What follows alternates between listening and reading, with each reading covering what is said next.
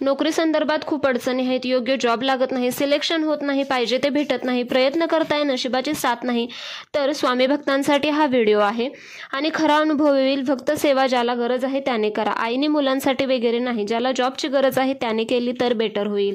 40 दिवसाची सेवा करायची आहे. मासिक धर्म आला तर 5 दिवसानंतर कंटिन्यू करा. विटाळ सुताक आले तर नव्याने सुरू करावी लागेल सेवा. परण वर्ज करायचं आहे, मांसाहार वर्ज करायचं आहे आणि ही सेवा तुम्हाला तुमच्या घरीच करायची आहे. दुसऱ्याच्या घरी वगैरे केली तर चालणार नाही.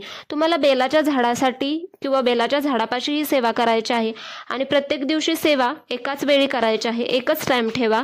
बेलाच्या झाडाच्या खाली बसून ही सेवा करायची आहे. झाड असेल तर झाडाखाली करा, नसेल तर नर्सरीमधून वगैरे छोटे रोपटे आणा, ते उंचावरती ठेवा. गॅलरी, पाट किंवा स्टूलवरती ठेवा, जेणेकरून सेवा करताना त्याच्या छत्रछायेखाली किंवा सावलीखाली तुम्हाला ही सेवा करायची आहे.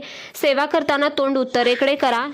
दीप प्रज्वलित करा. 16 वेळा श्रीसूक्तम त्याची फलश्रुती फक्त तुम्हाला 16व्या वेळी म्हणायचे आहे.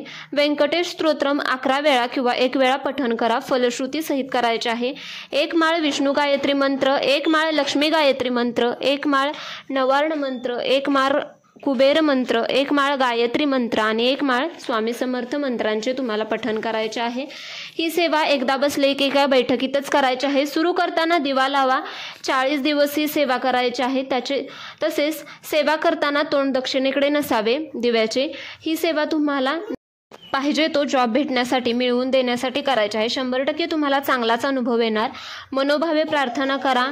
नित्यसेवा मनोभावे करा, गरजेचे आहे. जे प्रॉब्लेम फेस करत आहात त्यासाठी नक्की आवर्जून ही सेवा करा. तुम्हाला अनुभव येणारच आणि चांगलाच येणार 100%. त्यामुळे अशाच प्रकारच्या नवनवीन व्हिडिओसाठी चॅनलवरती अजून नवीन असाल, सबस्क्राईब केले नसेल तर अवश्य करा. व्हिडिओ पाहिल्याबद्दल धन्यवाद. श्री स्वामी समर्थ.